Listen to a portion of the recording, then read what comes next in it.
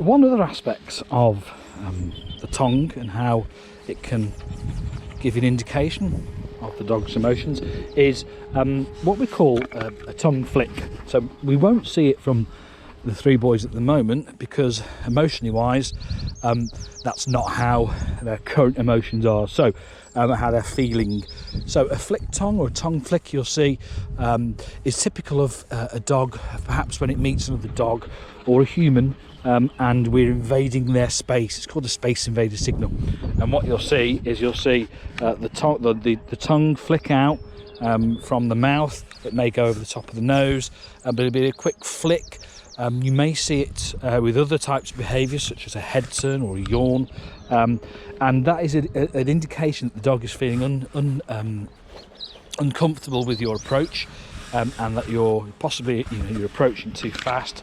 The dog's in a confined area and they're just not comfortable with it. So that's a tongue flick. So as I said, the tongue will flick out, and it may go over the nose, but that's a good indicator again, depending on what else is going on. If your dog's just had some cheese or something to eat and there's residue of food on the nose, then more than likely they're going to be licking the nose. But if you're out for a walk, or someone comes around to visit you at home and your dog's not been eating anything and they're sat down, and someone comes to approach the dog and you see that tongue flick or any other of those types of scenarios, and that is a good early indication that your dog is uncomfortable with how close that person has come to them, or something about that person or the environment that they're in.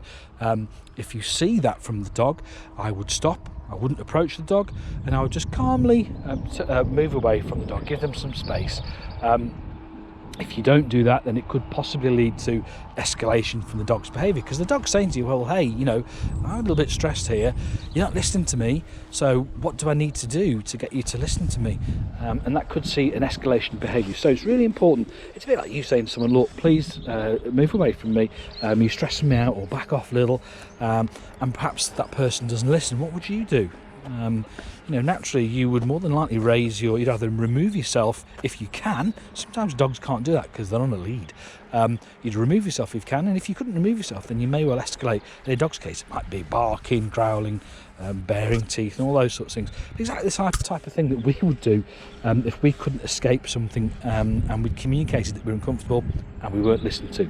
Okay, so tongue flick. So that is a really important signal for you to identify and to be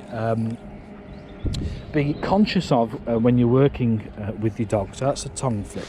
Okay, so we've learned earlier on in the video about a positive, or certainly not a positive. We've learned how to differentiate between a relaxed tongue indicating a positive mood, and a tongue shaped like a spoon, a spatula tongue, which could indicate overexertion, early indications of some sort of stress in that dog's environment.